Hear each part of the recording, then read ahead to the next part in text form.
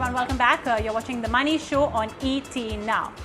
Cybercrime has been on the rise. There has been a significant amount of cybercrime instances that have taken place, be it on e-wallets, UPI, online discounts, eSIMs, online lottery, EMI moratoriums, and what have you. And that's also stemming on the fact that we are working from home. Plus, there's also a reliance on digital transactions post-COVID-19. And that's perhaps one of the reasons why Prime Minister Modi was prompted to say that he will, and they are working on a cyber security policy for India. Not to mention, of course, the threats emanating from across the border, including Pakistan and China. So let's talk about what will be needed in this new cybersecurity policy. We have with us Bharat Panchal, the Chief Risk Officer for India, Middle East and Africa with FIS. Mr. Panchal, thank you so much for joining us today on The Money Show.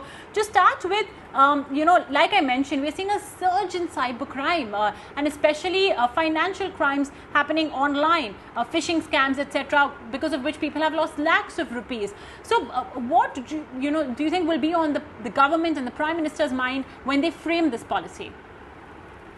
Thank you for having me on this show. And I would say that at opening remarks that the cybersecurity policy 2020, what Prime Minister Mr. Modi has announced, is very, very timely action by the government considering the increased cyber threat. The cybersecurity nowadays, as you rightly started with the digital transaction and all, but that is not the ultimate thing where people are losing money. Of course, there's a matter of concern, but cyber space has expanded very extensively in last couple of years. The last policy which came in 2013, that point of time, the digital adoption was not that as what we see today. The telecom has grown, the banking has grown, people have adopted more and more digital way to live in life. So that has proliferated, the technology as well as the cyber risk associated with that. So in today's time, if we see that, what kind of threats, we as a country see, of course, the digital banking is one of the best example for proliferation of technology, but at the same time, the fraudsters are always motivated for making money out of, any cybersecurity loophole.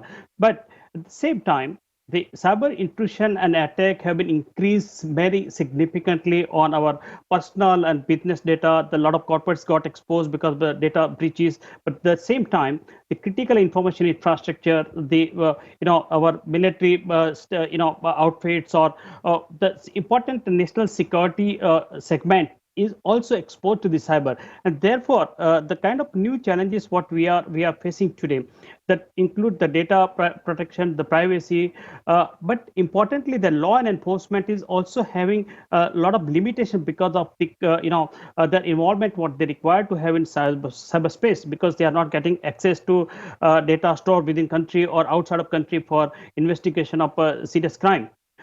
Same time, the misuse of social media platform, we have seen that a lot of fake news and all this going on in social media. How we can capture those, culprits of spreading rumors and all this.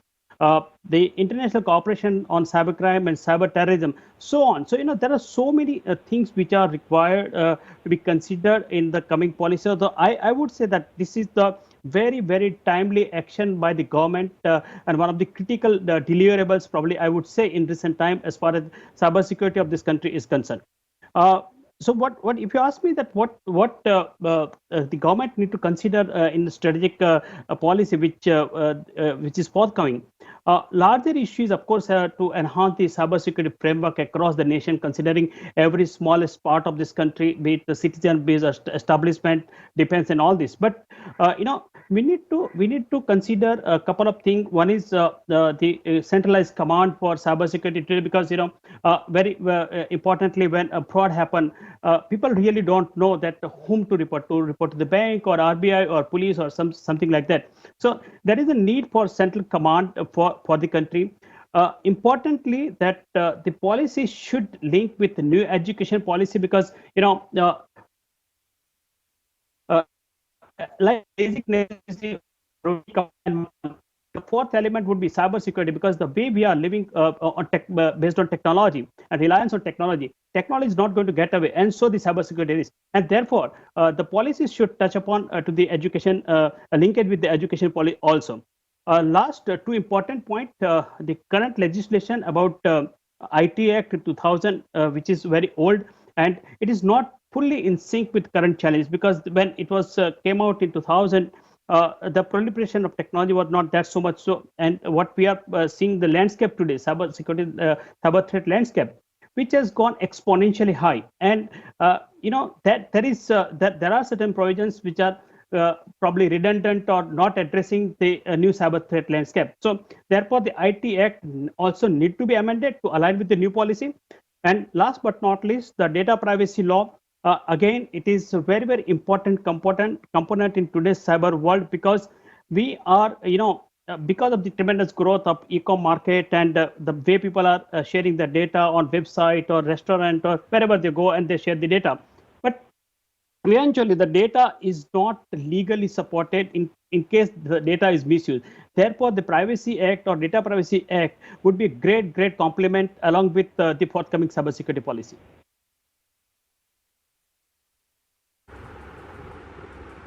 Okay, very comprehensive answer indeed, Mr. Panchal. But I want to know now, like I mentioned, we are already seeing a surge in cybercrimes. You as well did flag that off.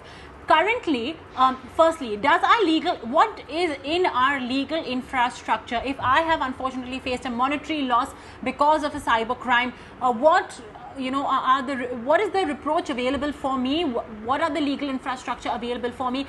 And secondly, does our current policy, if any, cover the more modern technological advances that we have seen, Bitcoin for one, and there are several others as well. So where are we lacking behind?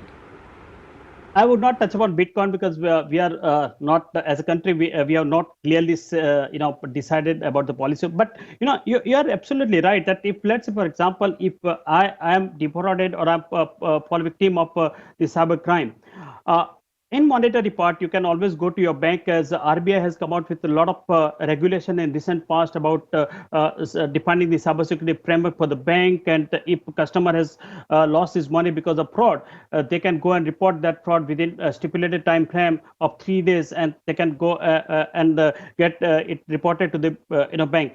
Something similarly, a lot of law and enforcement has also started cybersecurity or cybercrime police station across across state and things like that. But the problem here is that the customer is not even aware. If fraud has happened, whether the customer himself is in a dilemma whether the fraud has happened because of what reason. So till the time he come to know that he has been frauded by cyber criminals, it is already too late. And the same time, when he goes to bank, probably if bank is asking for FIR, or then there is no clear-cut guideline available as of today, because banking regulation has a different policy, the insurance sector has a different policy. So there is no conversion among all such regulation. So my expectation that when a new policy is being framed, and that is what I refer about the central command, that if anything has happened, any fraud has happened, let's say, for example, if you get a call from a so-called fraudster asking you to give everything, where you are going to report? You are not going to report to your bank, because you are yet not fraud. But at the same time, can you go and talk to the telecom provider that you block this number? Probably that is not available as of now, because there is no proper coordination between agencies or the regulation, and therefore one guy who is committing fraud in banking, he is left free in the telecom sector.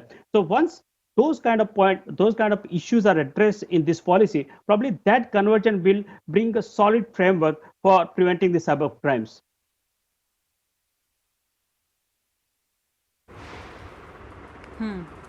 All right. Okay.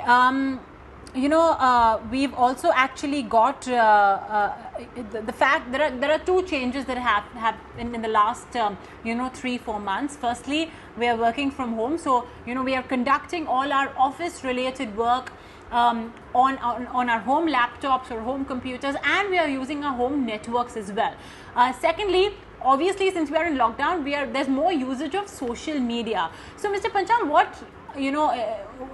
what could be some of the ways in which individuals, while working from home or while using social media, could fall prey to cybercrime? Okay, so let me talk about one so-called new normal. Working from home is now new normal. I think it is not new normal. It is now normal. So everybody is working from home, and probably that will go for a longer period than what we expected. So it is obviously that what control you used to have in your office environment or business network environment cannot be replicated as it is or extended as it is where you are working from home. So therefore, possibility is high where a laptop which you are using for your office work may not, that your laptop at home may not be as equal as what you used to use at office. So certain risk is always there. I would suggest that whenever such work from home is mandated, the network is the key infrastructure for any connectivity. Therefore, any internet connection you are using, maybe because of due to with Wi-Fi, broadband, or hotspot, it must be protected with the stronger password. Don't leave your network connection without password protection, because there's the biggest kind of vulnerable area one can intrude and hack our system.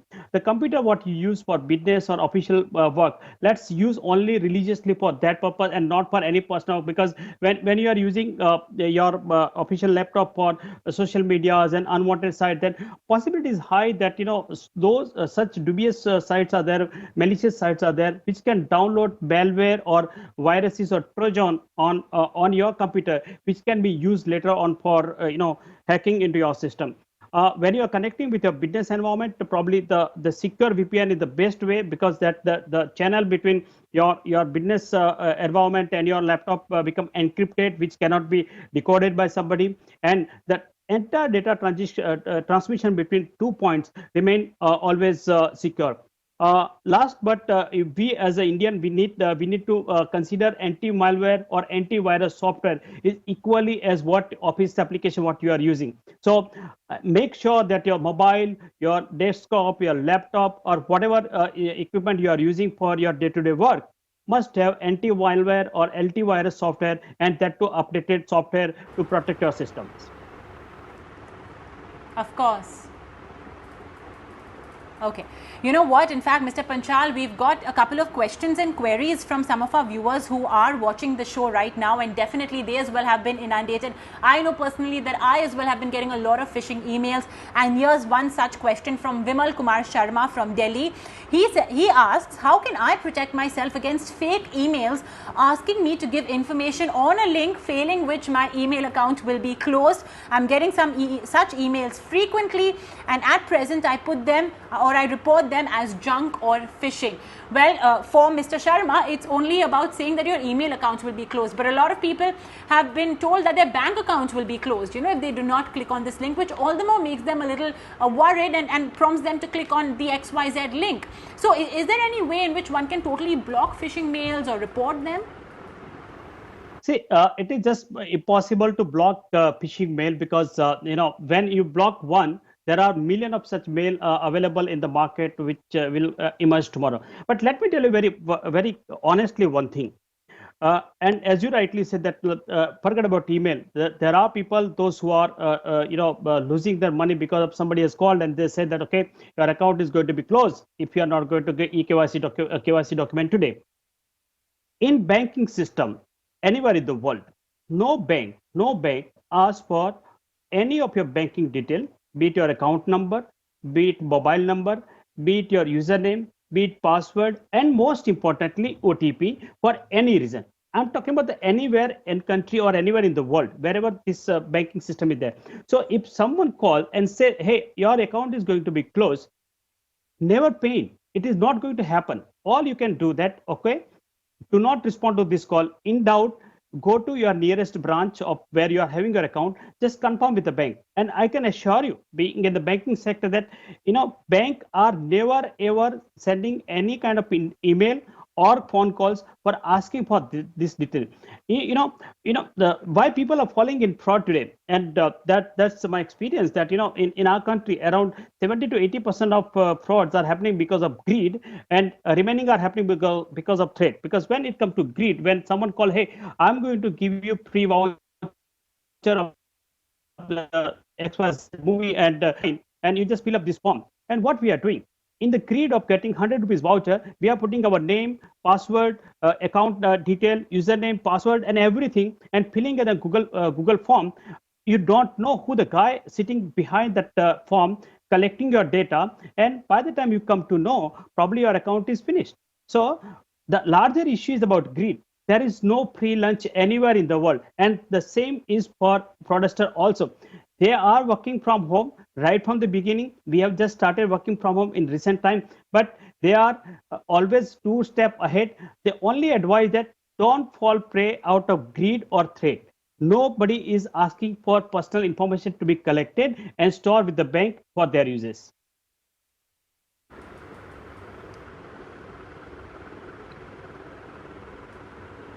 So it's very clear, no one is going to ask you for your personal details, your PIN, any password, no bank account, no credit card company, no debit card company.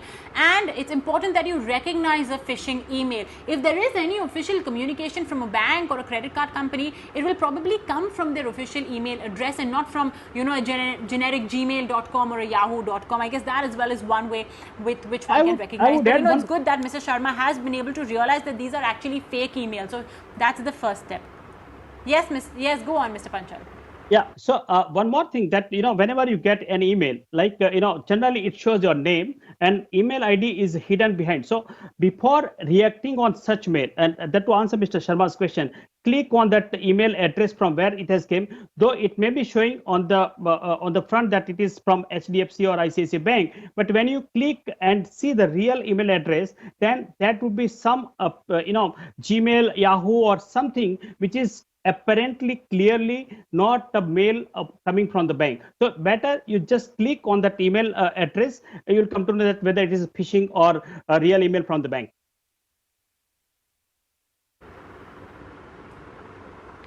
All right. Great. Mr. Panchal, thank you so much for joining us today and, sharing with us all of those useful tips, which I hope that, our viewers will remember and implement as well. Like you mentioned, work from home is not the new normal. It is normal now. All right. On that note, we will take a very short break. Don't go anywhere.